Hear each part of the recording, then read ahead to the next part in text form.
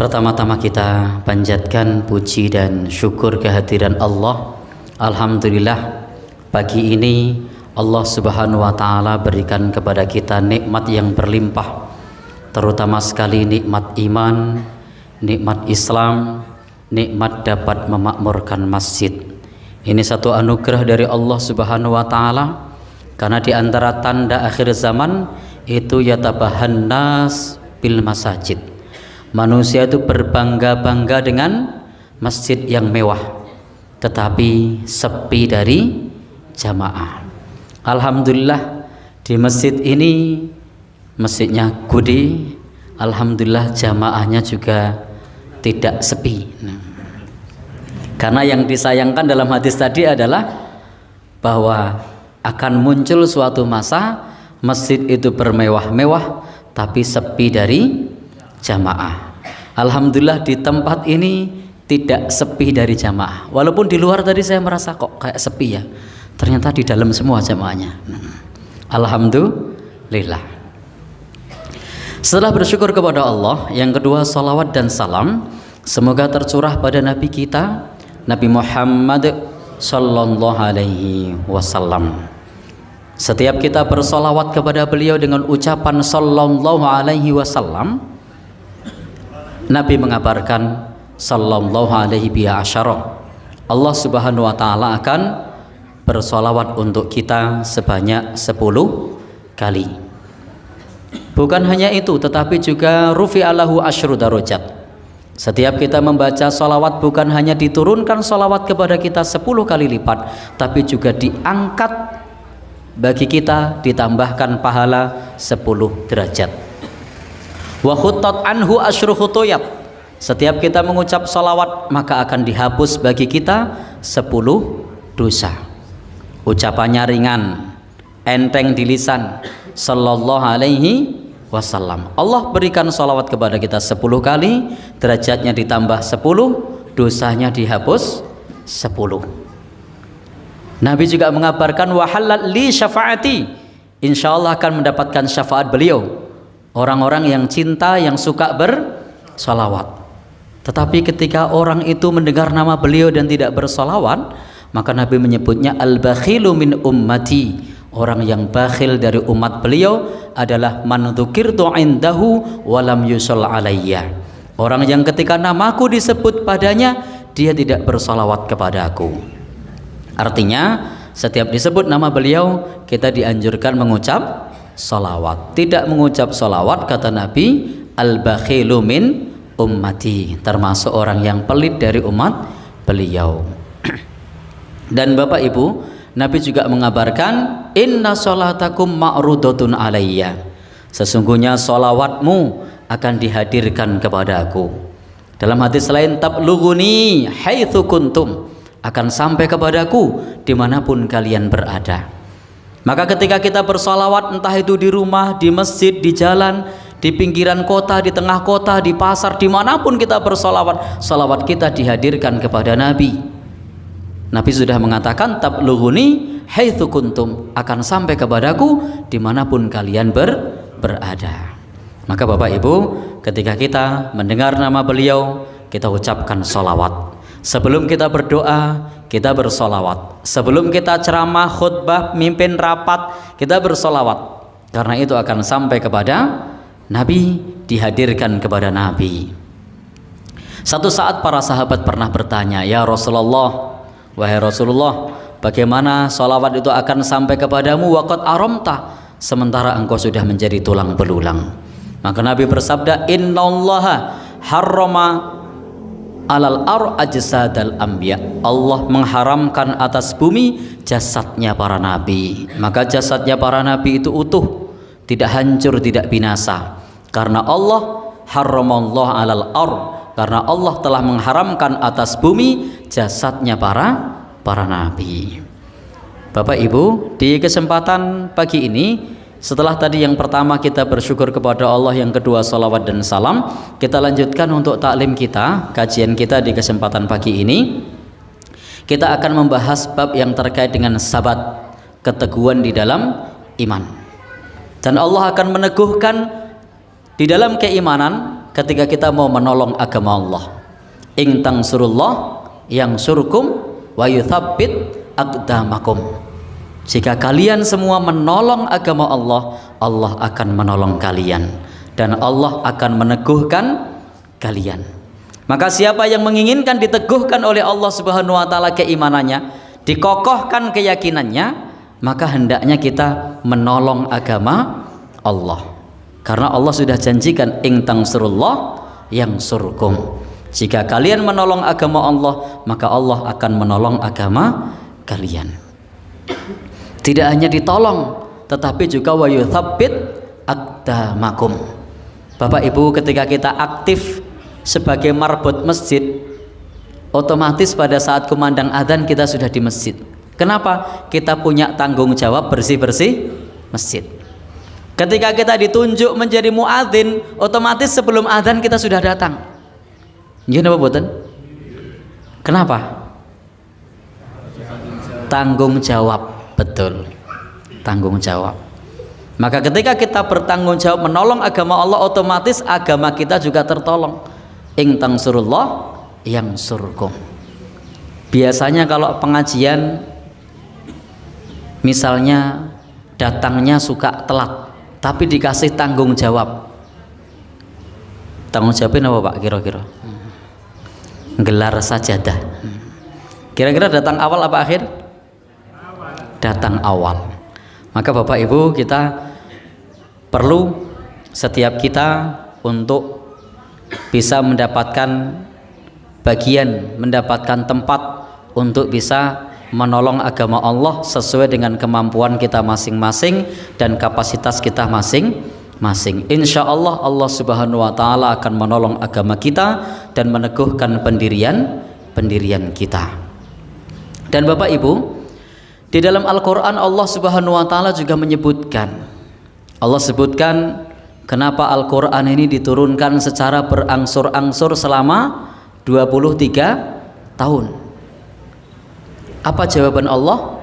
Linusabbita bihi fuadak, untuk meneguhkan hatimu. Jadi Al-Quran tidak turun sekaligus, tapi Al-Quran turun selama 23 tahun. Jawaban Allah, linusabbita bihi fuadak, untuk meneguhkan hatimu. Maka untuk meneguhkan hati kita itu, yang pertama tadi bagaimana kita menolong agama Allah, yang kedua bagaimana kita akrab dengan Al-Quran. Karena Al-Quran turun selama 23 tahun itu ada tujuannya. Tujuannya adalah untuk meneguhkan hati, meneguhkan keimanan. Maka setiap saat bisa membaca Al-Quran, setiap saat bisa merenungkan maknanya, isinya. Berbeda ketika Al-Quran sekaligus, maka ketika sudah dipelajari besok lagi semangatnya sudah berkurang. Maka di sini Al-Qur'an turun selama 23 tahun. Dan alhamdulillah kita semua di zaman ini Al-Qur'an sudah komplit, maka bisa kita agendakan untuk senantiasa bisa tadabbur Al-Qur'an. Al-Qur'an mengatakan, afala yatadabbaruna Al-Qur'an am ala qulubin aqfaluha. Mengapakah mereka tidak merenungkan Al-Quran, atau nanti hati mereka akan tertutup. Jadi kalau kita tidak merenungkan Al-Quran, berpotensi hatinya tertutup. Maka biar hati tidak tertutup, salah satunya adalah kita akrab dengan Al-Quran. Insya Allah hatinya tetap terbuka. Di dalamnya ada nasihat dari Allah Subhanahu wa ta'ala. Di dalamnya ada syifa, ada obat bagi hati kita. Di dalamnya ada rahmatul lil mu'minin, rahmat bagi orang yang beriman. Allah firmankan di dalam Al-Qur'an, ya ayuhan nas qad ja'atkum mau'izatum mir rabbikum wa syifaa'ul lima fis sudur wa hudaw wa rahmatul lil mu'minin. Wahai segenap manusia, telah datang nasihat kepada kalian. Allah firmankan, wahai segenap manusia, telah datang nasihat kepada kalian. Al-Quran itu sebagai nasihat bagi kita. Maka nasihatnya kita renungi, kisah-kisahnya kita resapi. Insya Allah Al-Quran ini bukan hanya menjadi sebagai nasihat, tetapi dia juga wasyifa, dia sebagai obat apa yang ada di dalam dada. 5 fis sudur. Maka orang yang tadinya galau, tadinya gundah, tadinya cemas, dengan membaca Al-Quran hati menjadi tenang. Kalau kita niatkan. Berapa banyak orang membaca Al-Quran hatinya tidak tenang? Kenapa? Tidak diniatkan untuk menenangkan hati. 4 hari yang lalu, sedikit cerita, ada salah seorang yang datang ke rumah dalam kondisi sudah tidak punya harapan hidup, tidak punya harapan lagi untuk beraktivitas, bawaannya rasanya mau mati. Sudah meminum obat apa itu namanya, trihexyphenidyl, itu penenang.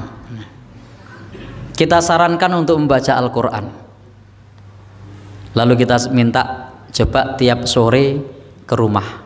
Alhamdulillah sore kita bacakan Al-Quran setengah jam 3 hari, alhamdulillah sembuh.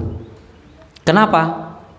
Al-Quran ini syifa'ul lima fis sudur, sebagai obat atas apa yang ada di dalam dada.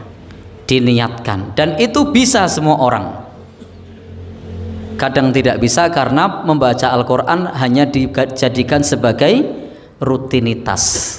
Maka niatkan ketika membaca Al-Quran sebagai obat hati, ketika membaca Al-Quran untuk dapat meningkatkan keimanan kita, untuk dapat mendekatkan diri kita kepada Allah Subhanahu wa Ta'ala, meneguhkan, mengokohkan iman kita. Wa rahmatul lil mu'minin, dan Al-Quran juga sebagai rahmat bagi orang yang beriman. Maka Bapak Ibu yang berbahagia, yang dirahmati Allah, kenapa kita penting untuk menolong agama Allah supaya dekat dengan agama ini? Kenapa kita penting untuk akrab dengan Al-Quran supaya kita bisa senantiasa mengokohkan iman? Karena Nabi SAW pernah bersabda, innal imana layak laku, sesungguhnya iman itu sungguh bisa usang. Fi jaufi ahadikum, iman yang berada di dalam dada kalian itu bisa usang, kata Nabi. Kama yakhlaqus saub, sebagaimana usangnya kain. Jadi iman itu bisa usang, bisa lusuh, bisa rusak, sebagaimana baju yang kita pakai. Jadi Bapak Ibu jangan menganggap bahwasanya iman itu akan baik-baik saja, tapi iman itu bisa usang, sebagaimana baju yang kita pakai juga bisa usang. Bapak Ibu kalau punya baju yang baru itu rasanya masih indah, masih nyaman dipakai. Kalau sudah lama, sudah mulai usang, makanya gimana? Sudah beda. Besok kalau di lemari itu sudah dilipetan, tidak diambil lagi, yang diambil yang baru lagi, yang lama disingkir ke yang baru diambil lagi. Kenapa? Karena memang baju ini ada masa pakainya. Sama dengan iman kita, kata Nabi, itu bisa usang sebagaimana baju. Maka perintahnya apa? Perintahnya Nabi SAW memerintahkan kepada kita untuk ayujaddidal iman, untuk memperbarui iman. Jadi Nabi perintahkan bagi kita untuk senantiasa memperbarui iman kita. Jadi iman ini senantiasa perlu diperbarui, perlu untuk dikuatkan. Karena al-imanu yazidu wa yanqusu, iman itu bertambah dan berkurang. Yazidu bitta'ah, bertambah dengan ketaatan. Jadi kalau kita melakukan ketaatan itu artinya iman kita sedang bertambah. Wa yanqusu, dan bisa berkurang. Berkurang dengan apa? Kemaksiatan. Alhamdulillah ini ada pimpinan kita, guru kita, ustadz kita dari tablik, memberikan satu pencerahan kepada kita. Iman kita kurang karena bermaksiat. Jadi iman kita akan bertambah seiring dengan ketaatan yang kita lakukan, dan iman kita akan berkurang seiring dengan kemaksiatan yang kita lakukan. Na'udzubillahi min dzalik. Dan itulah manusia punya dua potensi. potensi taat dan potensi maksiat. Itu siapa saja. Semua manusia punya potensi yang sama. Baik rakyat biasa atau pemimpin punya potensi untuk taat dan punya potensi untuk maksiat. Demikian pula dari kalangan bangsawan maupun rakyat punya potensi untuk taat, punya potensi untuk maksiat. Demikian pula ustadz maupun santri, murid sama punya potensi yang sama. Tidak ada manusia yang maksum kecuali nabi kita. Maka disinilah Bapak Ibu penting bagi kita untuk senantiasa watawasau bil haqqi watawasau bis sabr. Saling menasihati dalam kebenaran, saling menasihati dalam kesabaran, karena kita semua sama punya potensi taat, punya potensi maksiat. Allah Subhanahu wa taala berfirman, fa'alhamaha fujuraha wa taqwaha. Allah ilhamkan yang pertama fujur, yang kedua takwa. Beda dengan malaikat, itu semuanya baik, tapi kalau manusia punya fujur dan takwa. Maka nanti yang akan berpengaruh adalah usaha-usaha diri kita, internal kita, doa-doa kita kepada Allah, kemudian juga lingkungan sekitar kita. Maka kita perlu pula berdoa kepada Allah Subhanahu wa taala sebagaimana doanya para sahabat Rasulullah, Allahumma zidni imanan wa yaqinan wa faqihan. Ya Allah, tambahkan kepadaku keimanan, tambahkan kepadaku keyakinan, tambahkan kepadaku kefakihan. Itu contoh doa dari sahabat Rasulullah agar imannya bertambah, agar keyakinannya kuat dan fakihnya bertambah. Karena meskipun sahabat Nabi, mereka juga manusia biasa, imannya bisa bertambah dan berkurang. Maka suatu saat ada salah seorang sahabat namanya Handolah. Handolah itu dia pernah berkata, apa kata Handolah? Wahai Rasulullah, wahai kawan, Handolah sudah menjadi munafik. Handolah bilang sendiri, Handolah sudah menjadi munafik. Apa maksudmu? Dia mengatakan, kami ini ketika dekat dengan Rasulullah, kami ini ketika dekat dengan para sahabat Rasul, kami merasa seolah-olah surga itu ada di depan mata, seolah-olah neraka itu membayangi kita. Tetapi ketika kami sudah pulang dan kembali kepada keluarga kami, kembali dengan kesibukan kami, maka kami mulai memprioritaskan dunia. Padahal ini adalah sahabat Rasul. Dia merasakan betul ketika berada di sisi Rasulullah, merasakan betul ketika berada di lingkungan kawan-kawan yang soleh, merasakan betul ketika berada di lingkungan kawan-kawan yang soleh. Dia merasakan surga begitu dekat, merasakan neraka itu membayanginya, sehingga membuatnya taat kepada Allah, meneguhkan imannya. Tetapi begitu pulang ke keluarganya, disibukkan dengan pekerjaan-pekerjaan rumah, disibukkan dengan urusan keluarga, disibukkan dengan urusan anak-anaknya, bisnisnya, dagangnya, maka seiring waktu seolah tampak mulai pudar. Kenapa? Karena ada berbagai macam kesibukan. Padahal siapa tadi? Sahabat Rasulullah. Maka demikian pula kita penting untuk senantiasa memperbarui iman, datang ke majelis taklim, membaca kitab-kitab para ulama, sowan di tempat ustadz kita, pimpinan majelis tablik, minta nasihatnya. Sekelasnya para ulama madhab yang 4 itu, mereka pun mengatakan bahwasanya mereka ketika merasakan ada yang tidak beres di dalam dirinya, maka mereka datang kepada kawan-kawannya, datang kepada guru-gurunya untuk minta nasihat. Dan Bapak Ibu, kalau ada yang minta nasihat, idza stansahaka fangsoh. Kalau ada orang yang minta nasihat kepadamu, berikanlah nasihat. Dan nasihat terbaik adalah ittaqillah, bertakwalah kepada Allah Subhanahu wa ta'ala. Apalagi Bapak Ibu, sesuai logo yang ada di taplak ya, Muhammadiyah, itu adalah gerakan amar ma'ruf nahi mungkar. sebagai gerakan amar ma'ruf nahi mungkar, sehingga kita bisa saling mengingatkan untuk amar ma'ruf nahi mungkar. Baik Bapak Ibu, ringkasnya untuk dapat meneguhkan iman itu apa yang kita lakukan? Satu, sampai jam berapa kita? Lewat seperempat ya, ya kita percepat. Satu, kita harus taubatan nasuha, tata niat kita, niat ikhlas lillahi subhanahu wa ta'ala. Tidak mungkin kita bisa memperbarui iman kita kalau tidak meniatkan ikhlas karena Allah. Berapa banyak orang yang pengen bertobat, orang yang pengen balik, pengen baik, tapi hanya karena dorongan orang tua. Itu sulit. Bisa? Bisa. Tapi kalau orang tua sudah tidak mengawasi, apa yang terjadi? Balik lagi.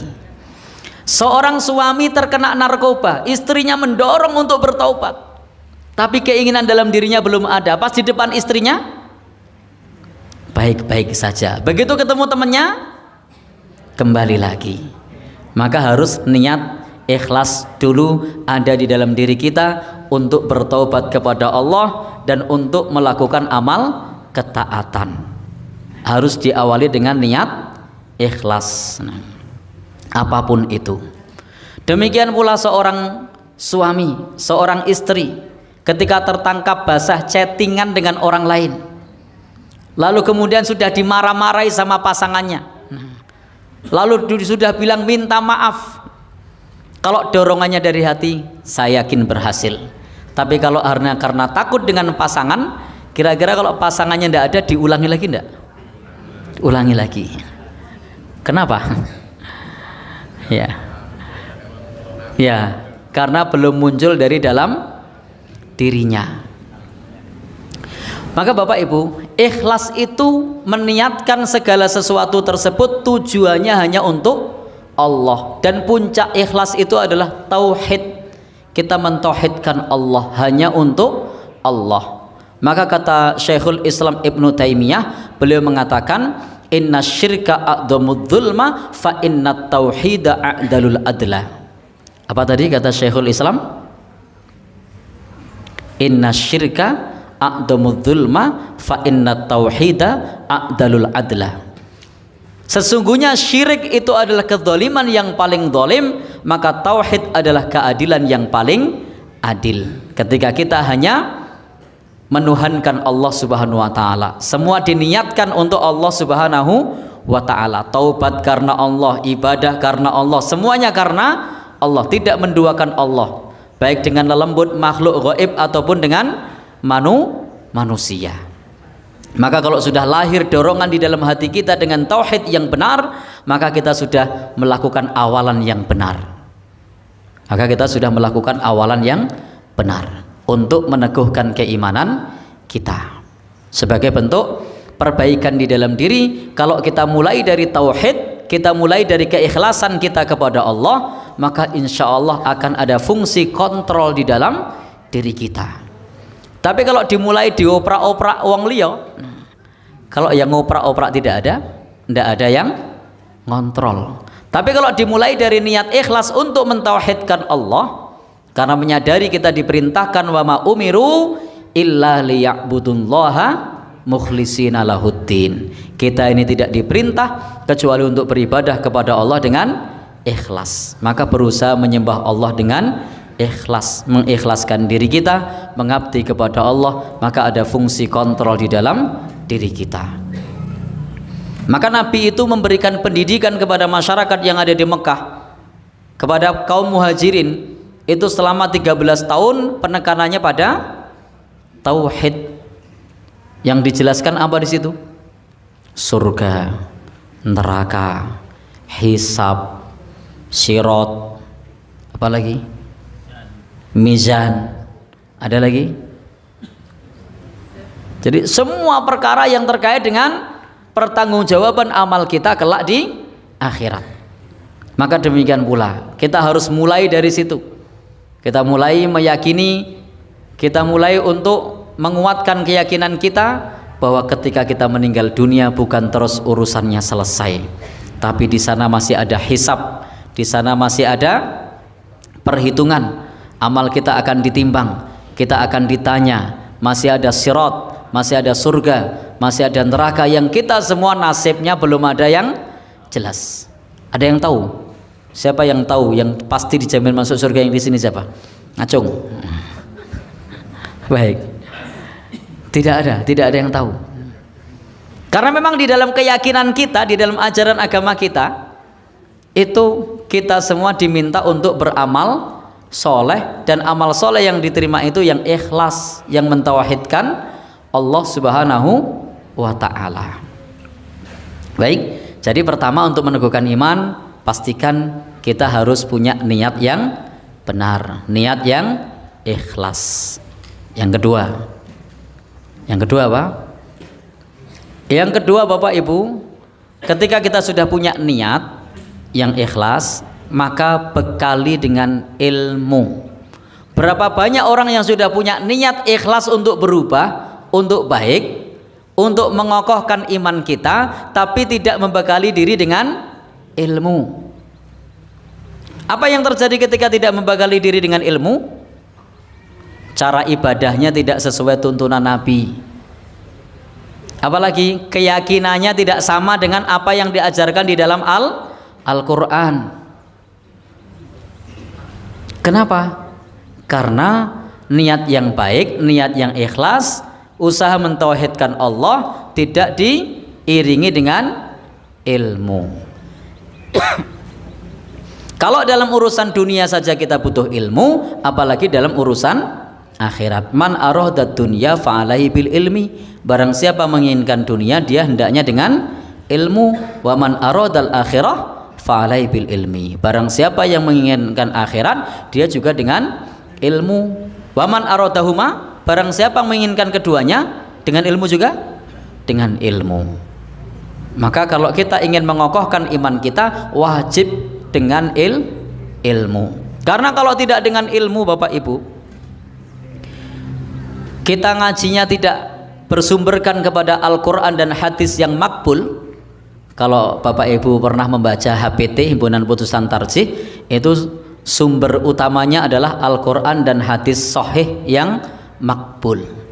Jadi kalau hadisnya dhaif jangan dipakai. Dalam masalah akidah tidak pakai hadis dhaif. Hadis palsu boleh dipakai? Tidak boleh. Kenapa penting bagi kita kembali kepada Al-Quran dan hadis Nabi yang sahih? Karena ini masalah keyakinan yang tidak bisa diketahui kecuali dengan wahyu. Masalah keyakinan itu hanya bisa diketahui dengan wahyu. Maka harus ikhlas karena Allah, dua modali dengan ilmu. Ilmu yang dimaksud adalah Al-Quran dan hadis Nabi yang sahih. Jangan sampai kemudian kita pengen menguatkan agama lalu dengan ilmu, dengan membeli tape recorder sama kamera HP yang mahal ditaruh di kuburan, di syuting, dipantau. Nih lihat Mungkar Nakirnya kok belum datang ya, tidak nyambung. Itu termasuk perkara ghaib, tidak bisa ditangkap oleh indera manusia. Maka ilmu yang dimaksud di sini adalah Al-Quran dan hadis Nabi Shallallahu Alaihi Wasallam yang sahih atau minimal hasan. Kalau tidak sahih, tidak hasan, tidak perlu. Karena banyak kadang-kadang keyakinan di sekitar kita, di masyarakat kita, itu tidak bersumber kepada dalil yang sahih, yang mestinya mau meneguhkan iman tapi terjatuh pada khurafat, terjatuh pada keyakinan-keyakinan yang tidak bersumber dari Islam. Menganggap tuh roh Nabi datang, silahkan semuanya berdiri. Nah, karena roh Nabi baru datang. Ada dalilnya enggak roh Nabi datang? Tidak ada. Maka yang mestinya kita meneguhkan keimanan kita, tapi justru malah merusak pondasi keimanan kita dengan keyakinan yang tidak berdasar kepada sumber utama agama ini. Kenapa? Tidak berdasarkan kepada ilmu. Misalnya lagi, Bapak Ibu, kita hendak meneguhkan keimanan kita tapi tidak berdasarkan ilmu, hanya berdasarkan persangkaan, maka kita akan rugi. Saya kasih ilustrasi, ini tidak terjadi ya, ini hanya ilustrasi. Satu saat ada orang sholat ngimami orang pakai surat Al-Baqarah. Ini hanya ilustrasi ya, tidak terjadi. Ketika imamnya baca Al-Baqarah itu panjang sekali. Karena panjang sekali dia ingat, oh Al-Baqarah itu artinya sapi betina. Oh ini surat sapi nih, panjang sekali. Lalu rakaat kedua imamnya baca Al-Fil, gajah. Kalau tadi sapi saja panjangnya segitu, bagaimana kalau gajah? Kalau orang ini hanya berdasarkan persangkaan, tidak berdasarkan kepada ilmu, maka dia akan menyangka surat gajah lebih panjang daripada surat sapi. Wah ini saya lebih baik tidak usah jadi makmum deh, nanti linu kakinya. Lalu membatalkan. Begitu membatalkan, kira-kira kaget tidak? Kaget. Tiba-tiba Allahu Akbar, loh kok surat gajah lebih pendek. Kenapa? Karena tadi dia mengambil keputusan bukan berdasarkan ilmu, hanya berdasarkan persangkaan. Kalau berdasarkan ilmu kita sudah tahu surat Al-Fil lebih pendek daripada surat sapi, surat Al-Baqarah. Surat yang lain apa? Kecil tapi panjang, An-Naml, semut. Panjang kan? Baik. Jadi intinya harus berdasarkan kepada ilmu. Tidak mungkin kita mencapai kuatnya iman, kokohnya iman di dalam diri kita kalau tidak berdasarkan kepada ilmu. Orang-orang kafir Quraisy itu mengatakan al-malaikatu banatullah, para malaikat itu anak perempuan Allah. Kenapa? Mereka tidak berdasarkan kepada ilmu. Padahal malaikat itu anak perempuan Allah, bukan? Bukan. Subhanallah, maha suci Allah. Allah tidak punya anak. Allah sudah firmankan lam yalid walam yulad, tidak melahirkan dan tidak dilahirkan. Inilah pentingnya ilmu, sehingga kita tidak berbicara ilmu agama, tidak meyakini di dalam agama sesuatu yang tidak bersumber dari agama. Ketika tidak berdasarkan kepada ilmu, datang kepada tokoh spiritual, saya pengen rezekinya lancar, maka disuruh bikin ubur rampe, dibawa ke laut kidul. Dikasihkan siapa? Nyai Roro Kidul. Baik, kira-kira tambah kuat imannya atau tambah semakin jauh dari agama?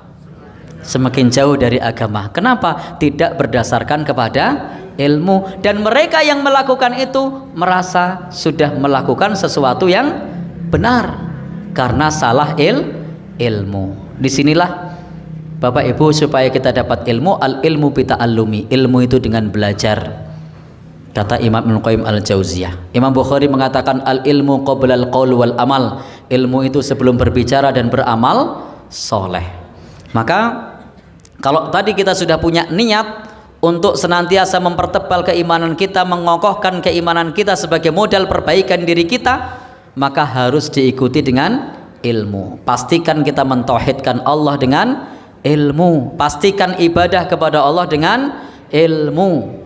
Maka penting bagi kita untuk aktif di pengajian-pengajian yang ada, untuk aktif nyimak guru-guru kita ketika menerangkan ilmu agama, untuk aktif membaca Al-Quran, aktif menelaah hadis-hadis Nabi Shallallahu Alaihi Wasallam. Untuk apa? Untuk memupuk ilmu kita, untuk mendukung niat kita supaya kita tetap terus dapat meneguhkan, mengokohkan keimanan kita.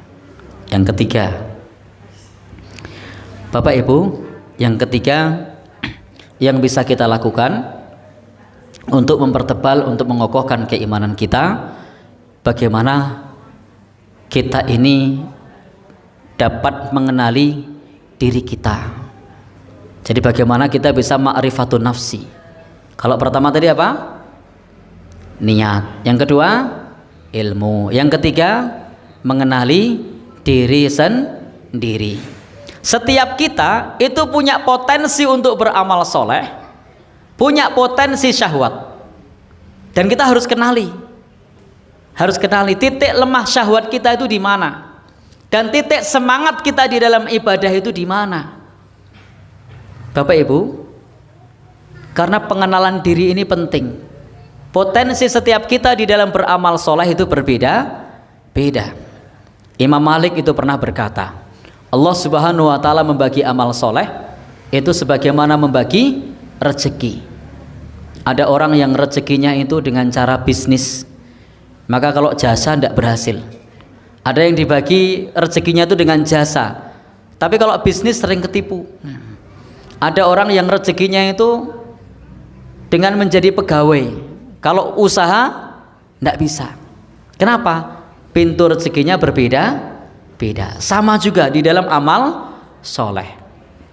Itu ada yang dimudahkan oleh Allah untuk sedekah, tapi dia berat untuk zikir lama. Ada yang dimudahkan untuk salat sunnah, tapi berat untuk puasa sunnah. Ada yang dikuatkan untuk puasa sunnah, tapi berat bangun malam.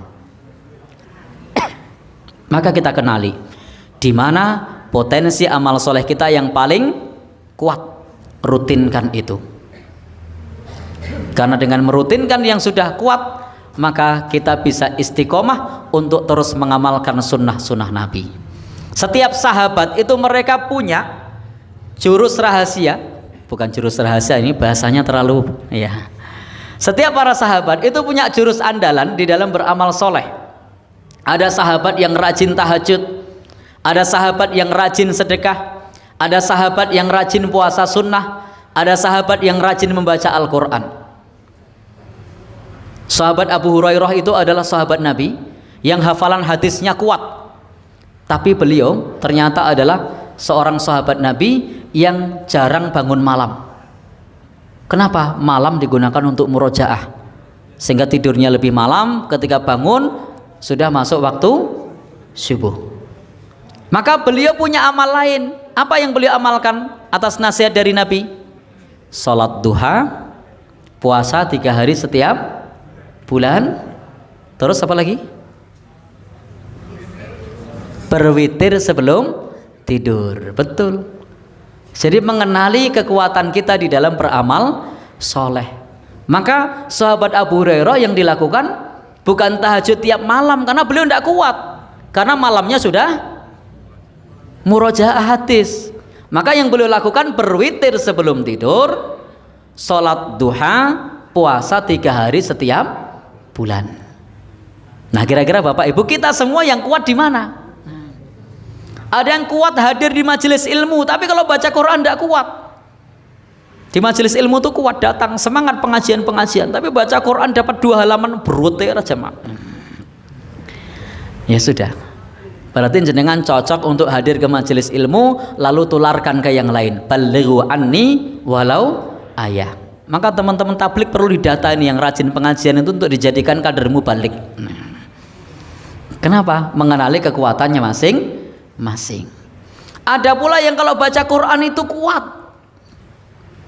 tetapi di sisi lain itu lemah.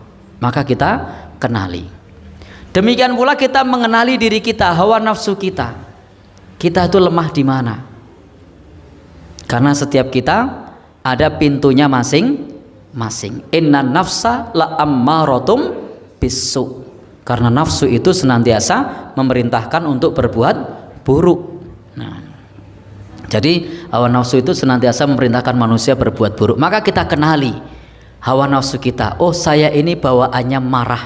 Berarti ingat-ingat tiap hari, jangan marah, jangan marah, jangan marah. Nah, kelemahan saya itu suka sedih. Ingat tiap hari, jangan sedih, jangan sedih, jangan sedih. Ada yang ingat kelemahan saya itu suka mengeluh, diingat-ingat, jangan mengeluh, jangan mengeluh, jangan mengeluh. Kenapa? Karena setiap kita punya kelemahannya masing-masing. Sabarnya ada, ibadahnya tertib, tapi kalau ketemu orang tuh sambatnya warna-warna. Ada yang begitu? Maka diperbaiki supaya tidak mudah sambat, untuk mengendalikan hawa nafsunya. Ada yang dia itu Masya Allah luar biasa, di dalam menyampaikan ilmu agama juga luar biasa, tetapi mudah jatuh cinta. Nah, lo itu juga kelemahan, gimana Pak Ustadz? Maka harus diingat, saya sudah punya istri, saya sudah punya istri, saya sudah punya istri. Nah, harus diingat-ingat itu. Kenapa? Karena kalau kita tidak mengenali diri kita, titik lemah kita, maka kita akan terjatuh pada kesalahan yang sama. Saya mengenali ini dari pasien-pasien ruqyah saya. Ada orang yang dia itu kena gangguan itu karena apa? Karena baper. Jadi kalau kambuh itu pasti sebabnya sama, baper lagi. Sebabnya besok sama, kena lagi, baper lagi. Maka kita kenali. Nah, jadi Bapak Ibu kenali titik lemah kita di dalam yang digoda oleh setan mudah untuk bermaksiat itu di mana. Ada yang modelnya orang itu ngutangan. Iya. Titik lemahnya di situ. Sebenarnya masalahnya itu sudah tidak ada, sudah baik-baik saja, tapi tergoda untuk ngutang. Begitu sudah ngutang, masalah timbul. Besok kemudian sudah diusahakan dilunasi, sudah tidak ada masalah, ngutang lagi. Maka selalu diingat, jangan ngutang, jangan ngutang, jangan ngutang, harus diingat-ingat. Baik. Bapak Ibu, ada kelemahan kita apa? Sudah dikenali? Sudah. Ya. Kalau sudah dikenali berarti tinggal tadi optimalkan kemampuan kita di dalam beramal soleh. Kemudian tadi ya, kendalikan potensi kita di dalam bermaksiat. Ini namanya mengenali diri sendiri. Ada yang kelemahannya itu kalau tergesa-gesa bawaannya marah. Ya. Kalau enggak itu sabar, tapi wong sarep mangkat nyambut gawe, Masya Allah, kemrungsung. Ada enggak yang begitu kira-kira? Oh banyak. Nah, berarti harus kita kenali pintu setan menggoda kita itu di mana. Maka tutup pintu itu supaya kita dapat mengokohkan iman. Sebenarnya kalau di rumah itu dia sudah baik-baik saja, tapi kalau ketemu teman lamanya itu balik lagi. Berarti kelemahannya apa? Ketemu teman lama, jangan ketemu, jangan ketemu, jangan ketemu. Nah, baik.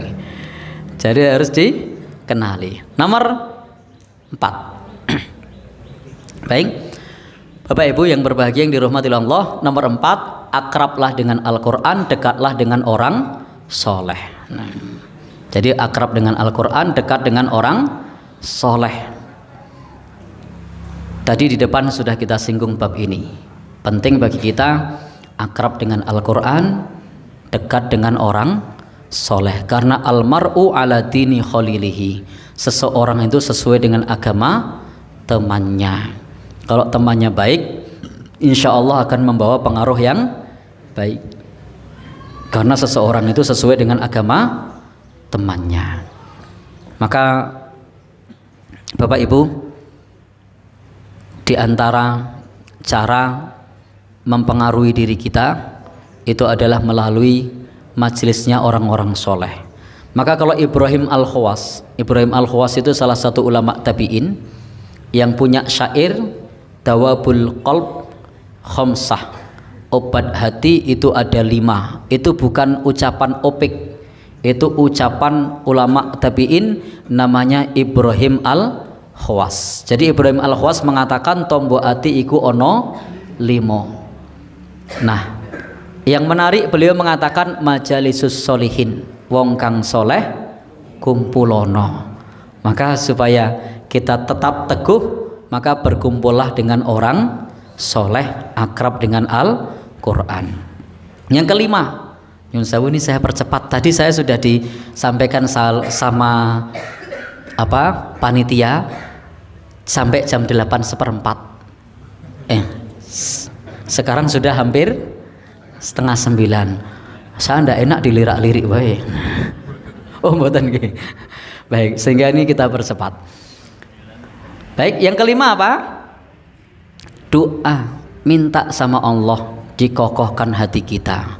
Ada banyak doa yang diajarkan oleh Allah di dalam Al-Qur'an. Rabbana afriq alaina sabra wa tsabbit aqdamana misalnya. Ini doa minta keteguhan, wa tsabbit aqdamana. Doa yang lain, ya muqallibal qulub tsabbit qalbi ala dinika. Wahai zat yang membolak-balikkan hati, teguhkan hatiku di dalam agamamu.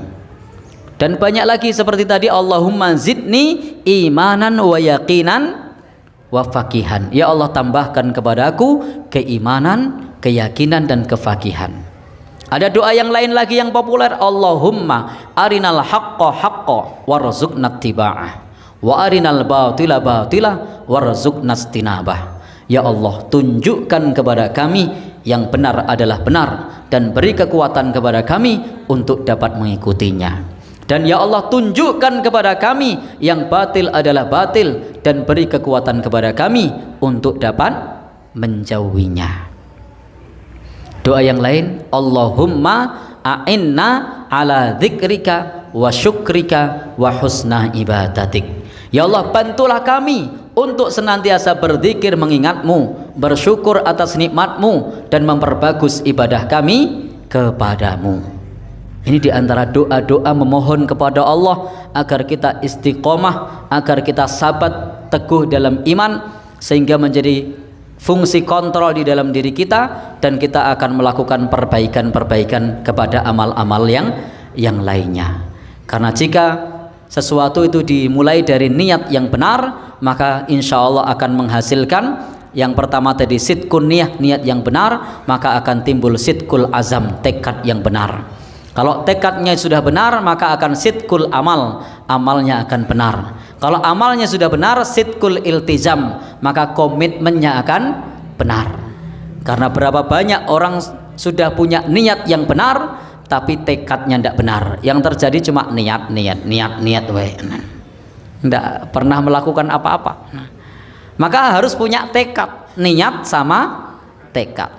Sudah punya tekad, tapi karena amalnya belum benar, maka juga bermasalah. Sudah punya tekad, sudah punya niat, tekad, dan amal yang benar, tetapi kemudian tidak komitmen, sehingga sifatnya hanya sementara. Maka harus punya iltizam, komitmen yang benar, sehingga sesuatu tersebut bisa kita lakukan terus menerus. Karena ahabbul a'mal ilallah atwamuha wa in qalla, sebaik-baik amal di sisi Allah yang terus menerus meskipun sedikit. Nah, baik, sebagai penutup saya kutipkan hadis Nabi, innallaha farada faraida fala tudayyi'uha. Allah telah mewajibkan kewajiban-kewajiban kepada kita, maka jangan sempitkan kewajiban itu. Minimal kita seorang muslim itu jangan tinggalkan kewajiban. Yang kedua, wa haramal huruman fala tantahikuha, dan Allah sudah mengharamkan yang haram, jangan diterjang. Wa hadda hududan fala ta'taduha, dan Allah sudah meletakkan rambu-rambunya, maka batas-batas itu jangan dilanggar. Jadi 3 yang perlu kita lakukan. Yang utama, kalau kita belum bisa yang lain, kewajiban jangan ditinggalkan, yang haram jangan diterjang, rambu-rambu di dalam Islam jangan dilanggar. Itu minimal itu yang bisa kita lakukan jika kita belum bisa melakukan yang lainnya. Billahi taufik wal hidayah. Demikian kita sampaikan di kesempatan ini, mudah-mudahan dapat meneguhkan iman kita sebagai modal perbaikan di dalam diri kita, agar seterusnya kita menjadi hamba-hamba yang dapat istiqomah di jalannya. Saya kembalikan kepada Pranoto Hatijoro. Matur nuwun. Terima kasih pada Ustaz Budiman sudah menyampaikan terkait meneguhkan iman sebagai modal perbaikan diri. Selanjutnya saya buka sesi tanya jawab pada jamaah baik dari Bapak maupun Ibu yang bertanya. Silahkan.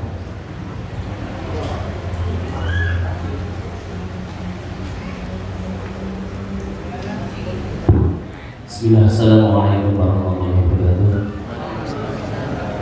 Matur nuwun Bapak Ibu. Dari tanggal babagan meneguhkan iman, bagaimana kita menyikapi kisah-kisah Israiliyat, kisah-kisah Israiliyat yang sebenarnya ingin berkali karena terkadang dengan fasilitas yang ada kita itu dimudahkan untuk mengikuti kajian tapi dengan secara streaming. Nah, tersanipun kita itu kemudian kembali lagi kuat untuk tidak secara streaming, sedangkan kita itu bisa mengikuti berdasarkan secara langsung. Kiat-kiat itu berikut. Maka Assalamualaikum warahmatullahi wabarakatuh. Langsung. Baik, terima kasih. Ini ada pertanyaan menyikapi kisah Israiliyat. Baik Bapak Ibu, jadi di antara kisah-kisah yang tersebar yang sering diceritakan orang itu ada namanya kisah Israiliyat, kisah yang bersumber yang datangnya sebelum Islam. Yang kisah-kisah itu kadang dan seringkali tidak masuk akal. Maka apa yang perlu kita lakukan? Dalam hal ini sikapnya ada 3. Yang pertama, jika kisah Israiliyat tersebut dibenarkan oleh Al-Quran atau dibenarkan oleh Nabi, maka kita membenarkannya. Sebagaimana Al-Quran menceritakan tentang Ashabul Ukhdud, kisah penggali parit dan orang-orang yang dimasukkan ke dalam parit lalu dibakar. Itu disebut oleh Quran, disebut oleh hadis Nabi. Maka yang semacam ini kita membenarkan dan mengimani karena dibenarkan oleh Al-Quran. Atau seperti kisahnya Juraij, seorang pemuda ahli ibadah yang kemudian dia difitnah, kemudian tempat ibadahnya dihancurkan. Maka kisah semacam ini diceritakan oleh Nabi, artinya dibenarkan oleh Al-Quran, dibenarkan oleh hadis Nabi, maka ini bisa diterima. Yang kedua, kisah Israiliyat yang didustakan oleh Al-Quran atau didustakan oleh Nabi, maka kita mendustakannya, tidak boleh kita percaya. Contohnya adalah kisah bahwasanya Tuhan punya anak, Uzair adalah anaknya Allah misalnya, kata orang-orang Yahudi. Tetapi ternyata Al-Quran menyanggahnya, maka kisah semacam ini tidak perlu kita percayai, tetapi hendaknya ini kita dustakan. Yang ketiga, kisah Israiliyat yang Al-Quran tidak membenarkan, yang hadis Nabi tidak membenarkan, tapi Al-Quran dan hadis juga tidak mendustakan. Maka kata Nabi, wahadithu anni, kata Nabi, dan wahadithu an Bani Israel wala haraj, boleh menceritakan kisah Israiliyat dari Bani Israel dan tidak mengapa, kata Nabi seperti itu. Tetapi sikap kita adalah la tukadzibu wa la tusaddiqu, jangan mendustakan, jangan pula membenarkan.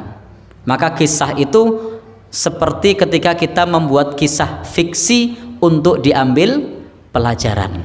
Maka sikapnya apa?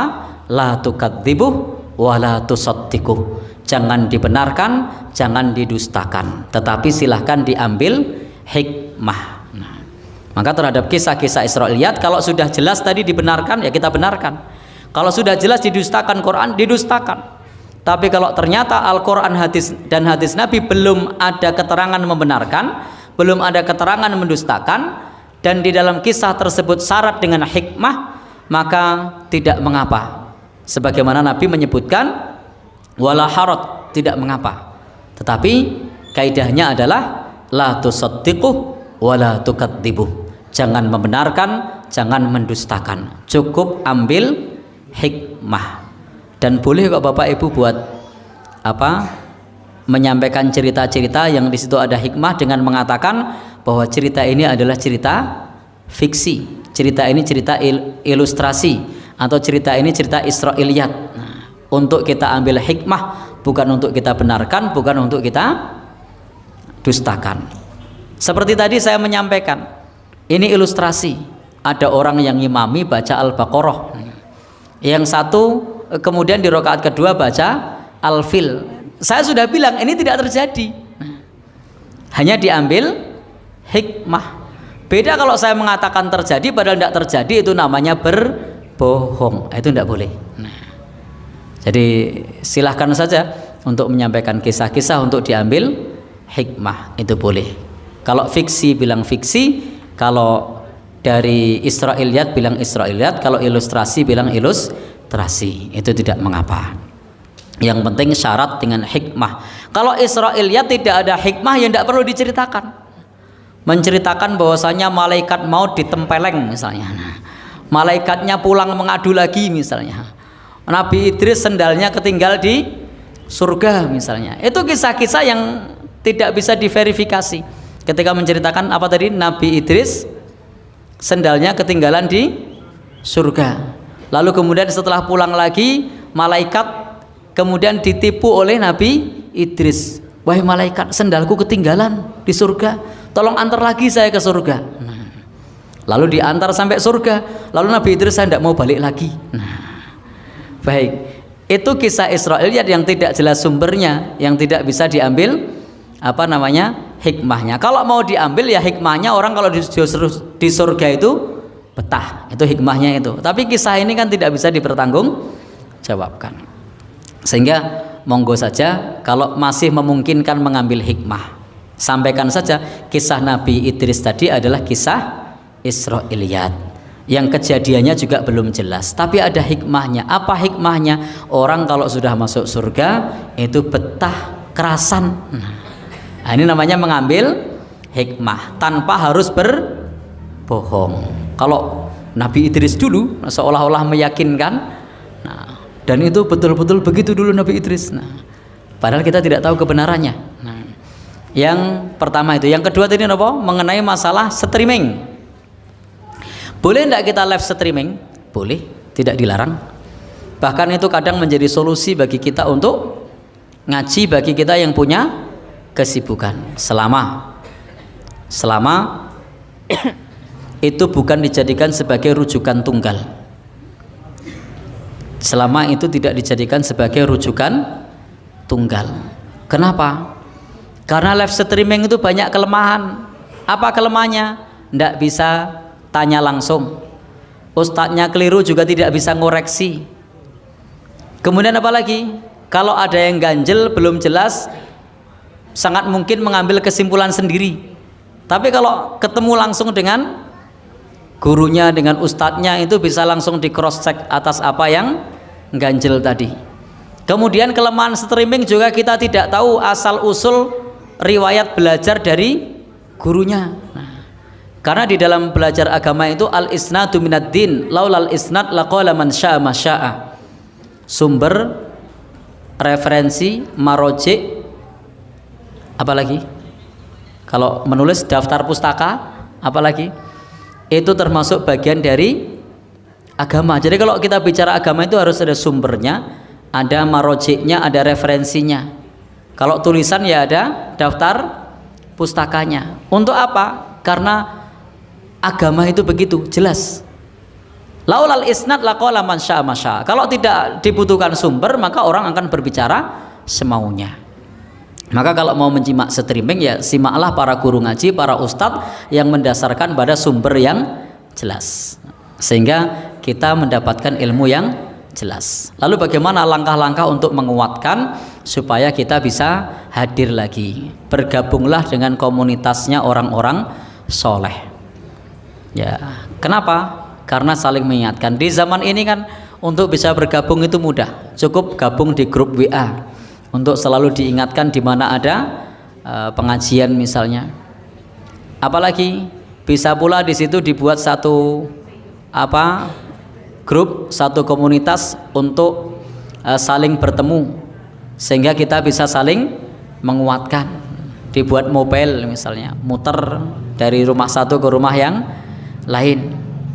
Atau dibuat lagi bagaimana ketika ada satu persoalan untuk kemudian diselesaikan bersama. Artinya bagi Bapak Ibu supaya tidak hanya istilahnya mager, malas gerak, tidak hanya streaming terus, maka buatlah komunitas yang kemudian di situ mau membuat dalam tanda petik aktivitas-aktivitas yang membuat kita bisa saling bertemu. Atau termasuk gabung di persyarikatan, itu juga bagian dari cara untuk bisa saling bertemu dengan yang lain. Gabung di urusan kepengurusan takmir masjid misalnya, gabung di kepengurusan yang lain supaya kita diberi tanggung jawab misalnya. Maka tidak mengapa satu organisasi itu dibuat gemuk kalau kemudian bisa masing-masing punya tanggung jawab dan punya peran. Itu menjadi bagian dari penyemangat kita untuk in tansurullah yang surkum. Jika kamu menolong agama Allah, niscaya Allah akan menolong kalian. Tapi prinsipnya tidak mengapa. Ngaji itu boleh online, boleh offline. Tetapi tentu kalau saya menyarankan jangan terpaku pada ngaji online, tapi silahkan untuk offline. Offline pun juga perlu selektif.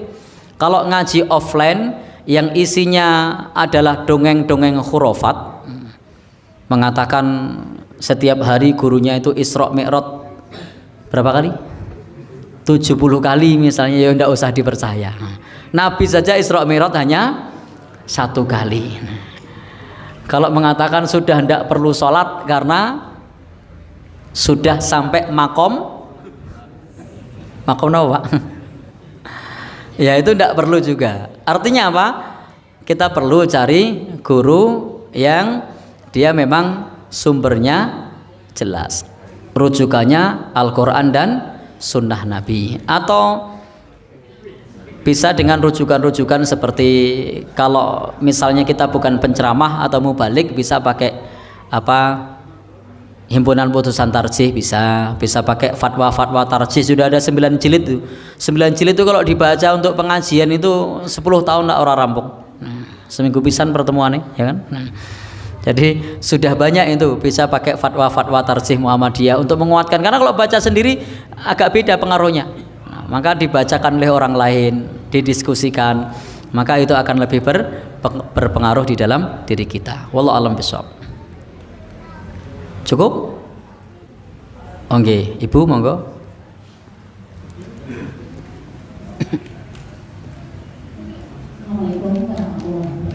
Waalaikumsalam.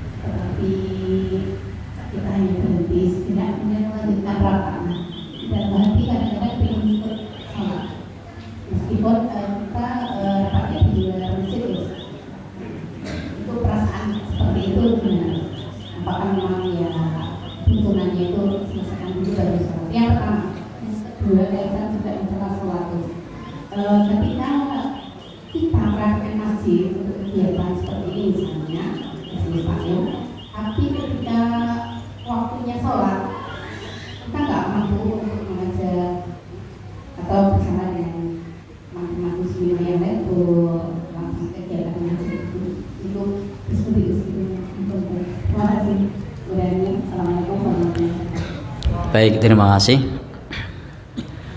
Yang pertama terkait kegiatan dilakukan di luar masjid pada saat sedang kumandang adzan. Dan ini catatannya muslimah ya. Muslimah apa muslim? Muslimah ya. Baik. Karena berbeda nanti antara muslim sama muslimah. Kalau muslim ketika ada panggilan adzan, maka yang diutamakan adalah panggilan adzan. Sebagaimana di dalam hadis Nabi disebutkan, di situ ada orang yang buta yang minta keringanan kepada Nabi untuk tidak sholat berjamaah. Awalnya diberikan rukhsah oleh Nabi, tetapi falamma walla, ketika hendak meninggalkan Nabi, maka ta'ahu, Nabi panggil lagi orang itu, orang buta itu. Hal sami'tan nida bis shalah, apakah kamu mendengar suara kumandang adzan? Jawabnya na'am. Kalau begitu fa'ajib, fal yujib. Kalau demikian maka penuhilah panggilan adzan. Jadi ada penekanan perintah untuk menghadiri panggilan adzan bagi laki-laki. Sehingga kalau laki-laki ya, kalau sudah kumandang adzan tidak hanya berhenti, tapi menghadiri panggilan adzan. Karena memang begitulah kalau kita melihat dalam hadis Nabi, dan para ulama pun lebih dekat kepada hukum itu. Bahkan kalau ulama mazhab Hambali mengatakan bahwa menghadiri sholat jamaah bagi laki-laki itu hukumnya fardu ain, wajib. Kalau mazhab Syafi'i sunnah muakkadah, mazhab Maliki sunnah yang mendekati wajib. Yang lebih berat lagi mazhab Dzahiri, syarat sahnya sholat bagi laki-laki. Bapak-bapak di sini pakai yang mana? Sunnah muakkadah, sunnah mendekati wajib, atau wajib atau syarat sahnya sholat bagi laki-laki? Saya yakin bukan yang terakhir. Baik. Intinya apa? Ada penekanan untuk sholat berjamaah. Nah, untuk perempuan itu lebih utama sholat berjamaah atau di rumah?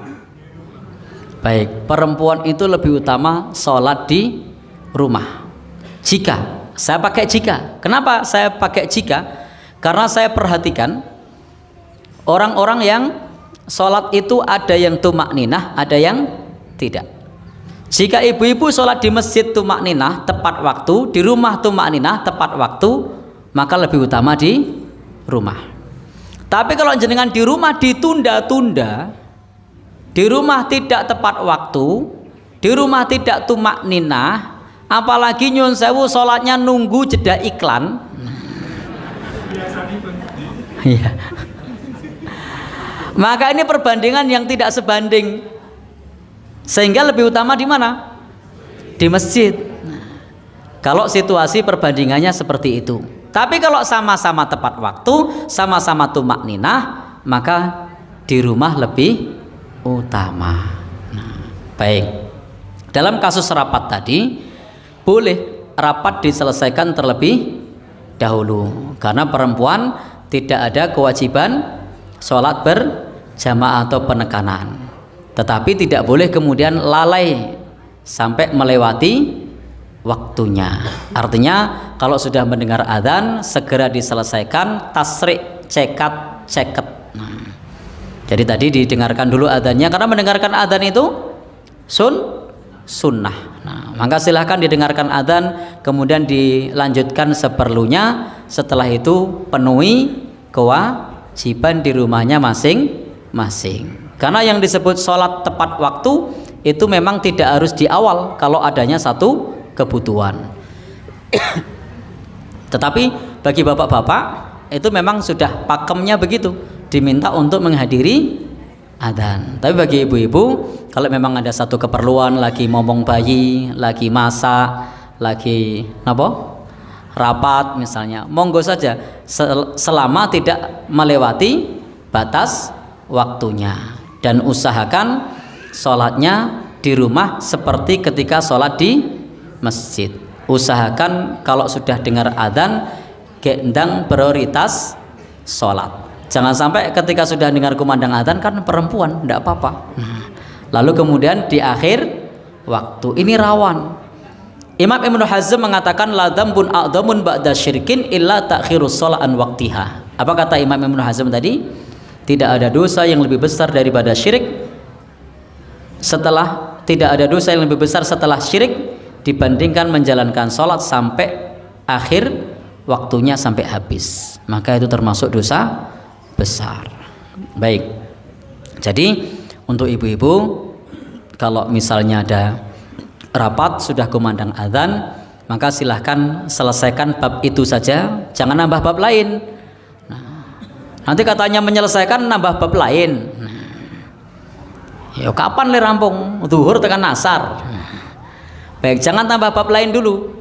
Dituntaskan yang sedang ngomong situ siapa, ditanggapi dulu. Nah, baru kemudian silahkan sholat.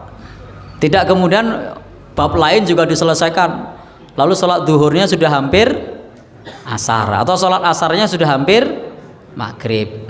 Jadi intinya diselesaikan di bab itu, bukan nambah bab lain. Karena memang tidak ada kewajiban bagi perempuan untuk hadir di masjid. Tadi yang kedua apa itu? Sudah?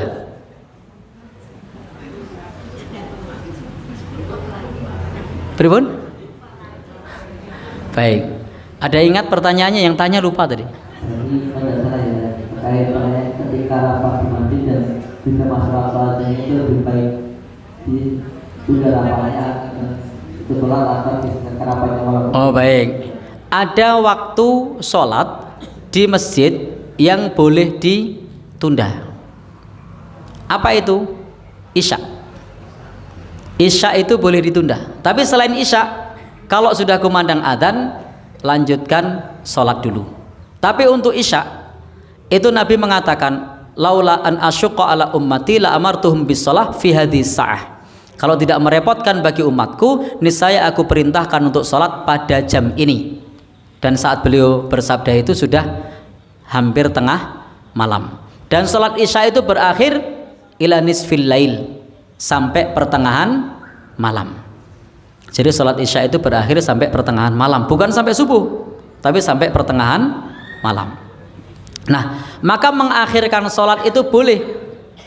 Isya loh, kalau terpenuhi satu, sholat isyaknya di masjid. Satu, sholat isyaknya di masjid. Kalau mengakhirkan sholat tapi tidak di masjid, tidak termasuk yang utama. Dua, sholat isyaknya bersama dengan imam utama. Kalau sholat isyaknya terakhir tapi nyusul, bukan bersama imam utama, tidak masuk. Jadi tadi apa? Sholatnya dilakukan di masjid. Yang kedua bersama dengan imam utama. Yang ketiga dengan menunda itu, maka jamaahnya lebih banyak atau jamaahnya semuanya bisa sholat isya. Tapi kalau dengan ditunda jamaahnya bubar, tidak utama. Dengan ditunda ternyata justru malah banyak yang pulang duluan, yang di rumah tidak datang, tidak ada keutamaan di situ. Maka ada keutamaan kalau satu dikerjakan di masjid, dua berjamaah, tiga bersama dengan imam utama. Nah, kalau sudah seperti itu boleh. Misalnya rapat setelah maghrib, lalu nanti setelah itu adzan isya, setelah adzan isya dilanjutkan rapat qomat jam 09.00, boleh. Sholat jamaah semua lo tadi. Nah, itu boleh. Cuma sudah ada yang nyoba atau belum? Ya. Tapi untuk kasus sholat maghrib tidak ada dalil untuk itu, untuk mengakhirkan sholat. Demikian pula sholat asar tidak ada, subuh apalagi tidak ada. Yang dibolehkan lagi diakhirkan itu sholat zuhur. Sholat zuhur itu boleh diakhirkan kalau cuaca sangat panas, itu boleh. Maka kata Nabi, fa'abridu bis sholah, dinginkanlah pada saat sholat. Jadi nunggu dingin dulu. Jadi nunggu dingin terlebih dahulu. Maka kalau waktu yang sangat panas, panas membara begitu, itu sunnahnya ditunda zuhurnya. Kenapa ditunda? Karena saat itu masjid Nabi itu tidak pakai tikar, yang kalau langsung nyentuh jidat ini langsung nyentuh lantai, dan lantai yang kena sinar matahari, kira-kira jidatnya gimana? Gosong, ya panas. Maka Nabi ajarkan untuk menunda kalau sholat zuhur, tunggu sampai dingin, itu boleh. Bolehnya lagi adalah, jadi yang pertama adalah sholat isya, yang kedua sholat zuhur kalau untuk menunggu waktu dingin, yang ketiga boleh menunda kalau untuk menunggu jamaah. Jadi boleh menunda kalau untuk menunggu jamaah. Contohnya Bapak Ibu, di masyarakat sini biasanya adzannya itu jam 12, tapi hari-hari ini kan jam setengah 12. Ternyata kalau setengah 12 itu yang datang sedikit.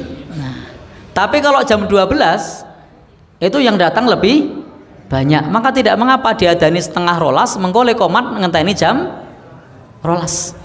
Kenapa? Untuk menunggu jamaah. Nah, di sini termasuk yang nunggu jamaah apa tidak? Tapi kalau ditunggu orang kaca ya rasa ditunggu. Jenengan tunggu sama aja loh, ngapain ditunggu? Nah, pripun? Omah hilang kabeh toh. Nah, enggak usah. Dan itu kalau Bapak Ibu pernah ke daerah Wonosobo atau ke mana? Iya, ke daerah Dieng atau ke daerah mana itu? Magelangan. Itu biasa.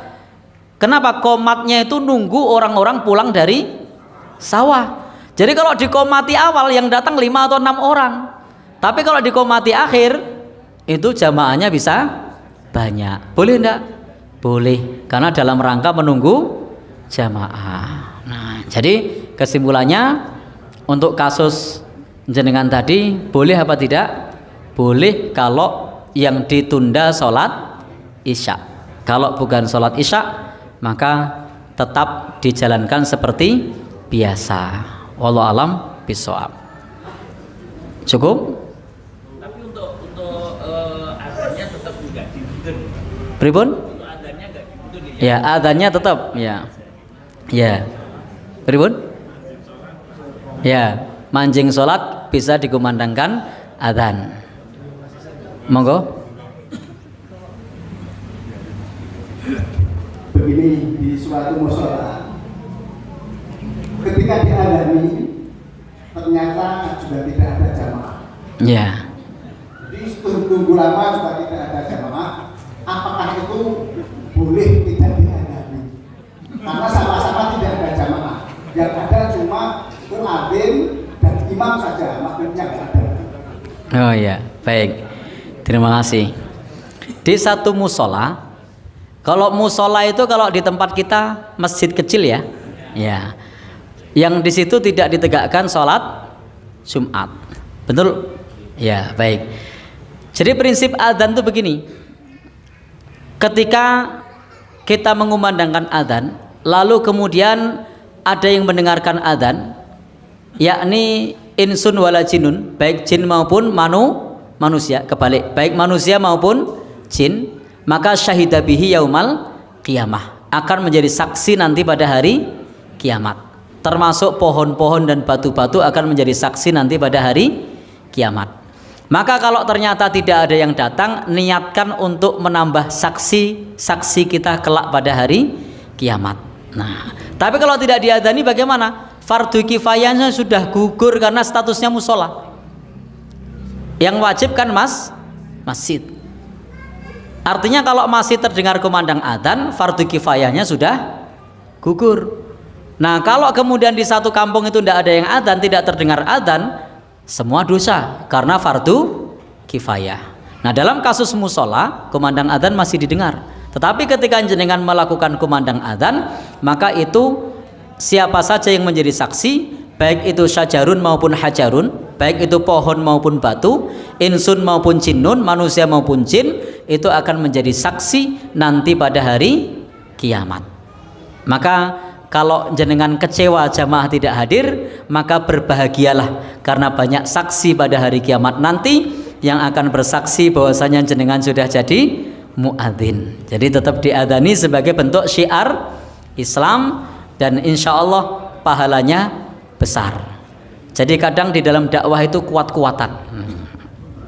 Kalau kita kuat terus istiqomah, insya Allah nanti satu saat nanti kita punya harapan jamaahnya akan hadir, akan banyak. Atau juga bisa musola membangun program-program, membuat program-program yang diselenggarakan di masjid, kerjasama dengan RT misalnya untuk dipakai aktivitas yang di situ nabrak waktu sholat supaya bisa sholat di musola, atau jangan-jangan pas sholat malah bubar.